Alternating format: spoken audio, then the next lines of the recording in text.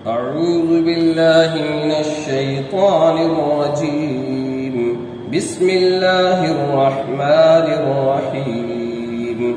يا أيها الذين آمنوا إن جاءكم فاسق بنبأ فتبينوا أن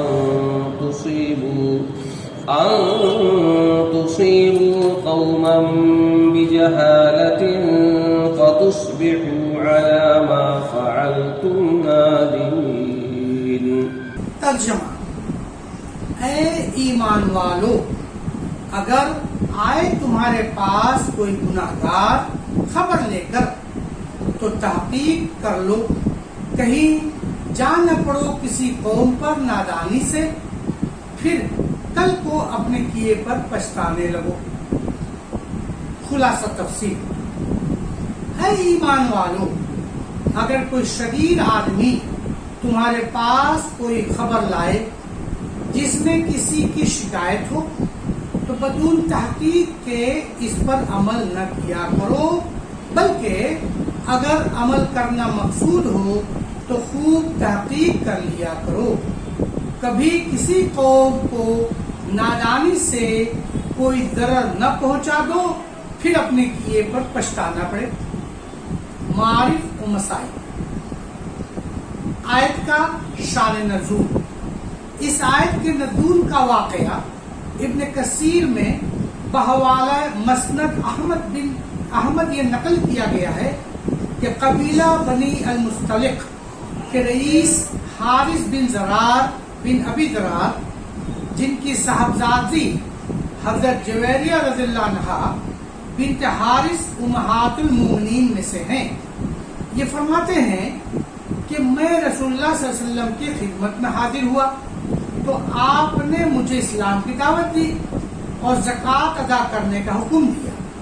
میں نے اسلام کو قبول کیا اور زکوٰۃ ادا کرنے کا اقرار کیا اور عرض کیا کہ اب میں اپنی قوم میں جا کر ان کو بھی اسلام اور ادا زکوٰۃ کی طرف دعوت دوں گا.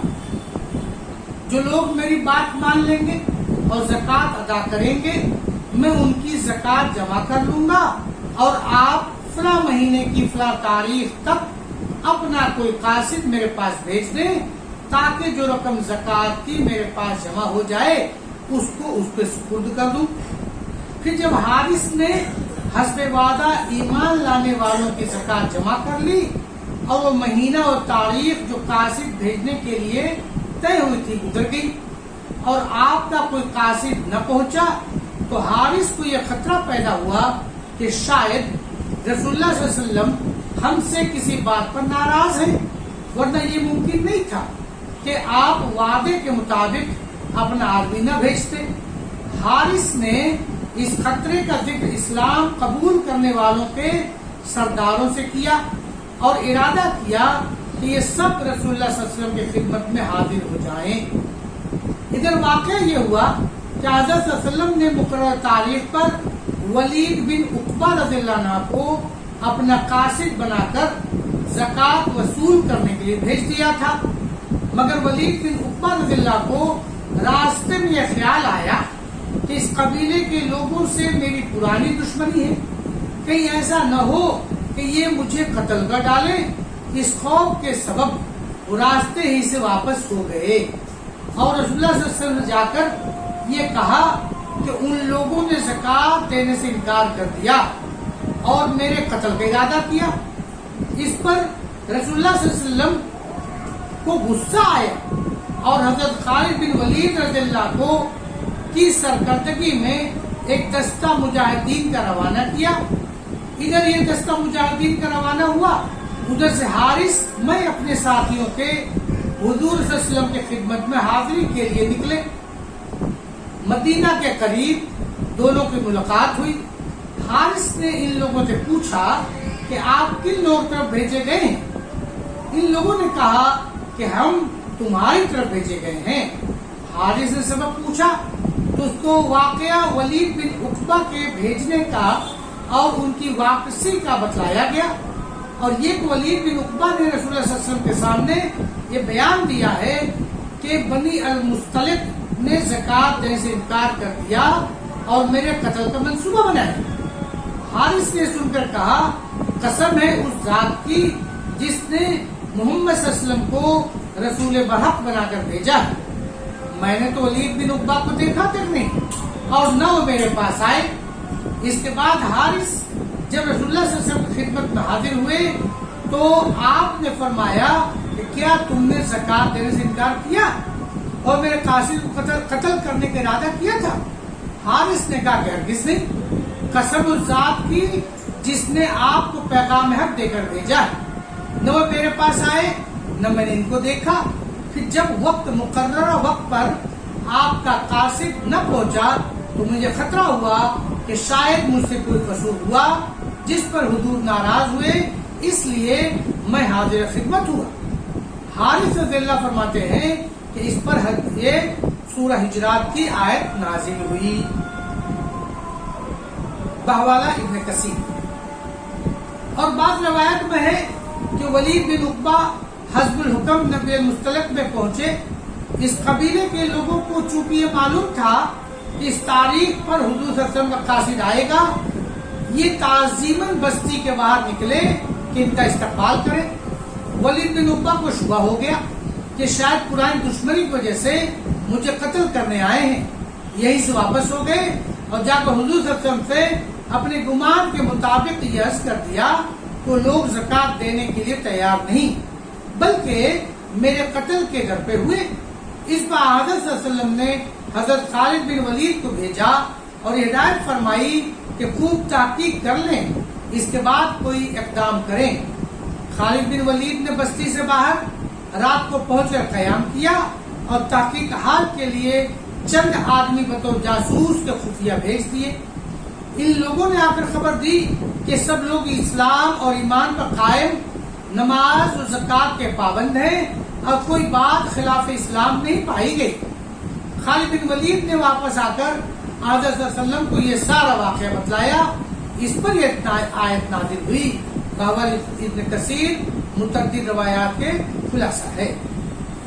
اس آیت کے یہ ثابت ہوا کہ کوئی شریر فاسق آدمی اگر کسی شخص یا قوم کی شکایت کرے، ان پر کوئی الزام لگائے تو اس کی خبر یا شہادت پر بغیر مکمل تحقیق کے عمل کرنا جائز نہیں۔ ایک اہم سوال و جواب متعلقہ عدالت صاحب، اس آیت کا ولید بن عقبہ رضی اللہ عنہ کے متعلق نازل ہونا صحیح روایات سے ثابت ہے اور آیت میں ان کو فاسق کہا گیا ہے۔ اس سے بظاہر یہ معلوم ہوتا ہے کہ صحابہ رضی اللہ میں کوئی فاسق بھی ہو سکتا ہے اور یہ اس مسلمہ اور متفق علیہ ضابطے کے خلاف ہے کہ الصحابۃ کلہم عدوون، یعنی صحابہ کرام سب کے سب سقا ہیں، ان کی کسی خبر و شہادت پر کوئی گرفت نہیں کی جا سکتی۔ علامہ آلوسی نے روح المعانی میں فرمایا کہ اس معاملے میں حق بات وہ ہے جس کی طرف جمہور علماء گئے ہیں کہ صحابہ کرام معصوم نہیں، ان پر گناہ کبیرہ بھی سرزد ہو سکتا ہے جو فسق ہے، اور اس گناہ کی وقت ان کو ساتھ وہی معاملہ کیا جائے گا جس کے وہ مستحق ہیں، یعنی شرعی سزا جاری کی جائے گی، اور اگر کذاب ثابت ہوا تو ان کی خبر و شہادت رد کی جائے گی۔ لیکن عقیدہ اہل سنت والجماعت کا نصوص قرآن و سنت کی بنا پر یہ ہے کہ صحابے سے گناہ تو ہو سکتا ہے مگر کوئی صحابہ ایسا نہیں جو گناہ سے توبہ کر کے پاک نہ ہو گیا ہو۔ قرآن کریم نے الاطلاق ان کے بارے میں اللہ تعالیٰ کی رضا کا فیصلہ صادر فرما دیا، رضی اللہ عنہم ورضوا عنہ، ان کے بارے میں اللہ تعالیٰ کی رضا کا فیصلہ صادر فرما دیا ہے، اور رضا الہی گناہوں کی معافی کے بغیر نہیں ہوتی، جیسے قاضی ابو الیعلی نے فرمایا کہ رضا اللہ تعالیٰ کی ایک صفت قدیمہ ہے، وہ اپنی رضا کا اعلان صرف اسی کے لیے فرماتے ہیں جن کے متعلق وہ جانتے ہیں، کہ ان کی وفات موجبات رضا پر ہوگی۔ خلاصہ یہ کہ صحابہ کرام کی عظیم الشان جماعت میں سے گنے چنے چند آدمیوں سے کبھی کوئی گناہ سرزد ہوا ہے تو ان کو فوراً توبہ نصیب ہوئی ہے۔ حق تعالیٰ نے ان کو رسول کریم صلی اللہ علیہ وسلم کی صحبت کی برکت سے ایسا بنا دیا تھا کہ شریعت ان کی طبیعت بن گئی تھی۔ خلاف شرع کوئی کام یا گناہ سرزد ہونا انتہائی شاذ و نادر تھا۔ ان کے اعمال صالحہ نبی کریم صلی اللہ علیہ وسلم اور اسلام پر اپنی جانیں قربان کرنا اور ہر کام میں اللہ تعالیٰ اور اس رسول صلی اللہ علیہ وسلم کے اتباع کو وظیفہ زندگی بنانا اور اس کے لیے ایسے مجاہدات کرنا جس کی نظیر پچھلی امتوں میں نہیں ملتی، ان بے شمار اعمال صالحہ اور فضائل و کمالات کے مقابلے میں عمر بھر میں کسی گناہ کا سرزد ہو جانا اس کو خود ہی کل عدم کر دیتا ہے۔ دوسرے اللہ تعالیٰ اور اس رسول صلی اللہ علیہ وسلم کی محبت و عظمت اور ادنا سے گناہ کے وقت ان کا خوف و خشیت اور فوراً توبہ کرنا بلکہ اپنے آپ کو سزا کے لیے خود پیش کر دینا، کہیں اپنے آپ کو مشق ستون سے باندھ دینا۔ وآخر دعوانا ان الحمدللہ رب العالمین۔ السلام علیکم ورحمۃ اللہ وبرکاتہ۔ Subscribe now and press the bell icon. Never miss an update.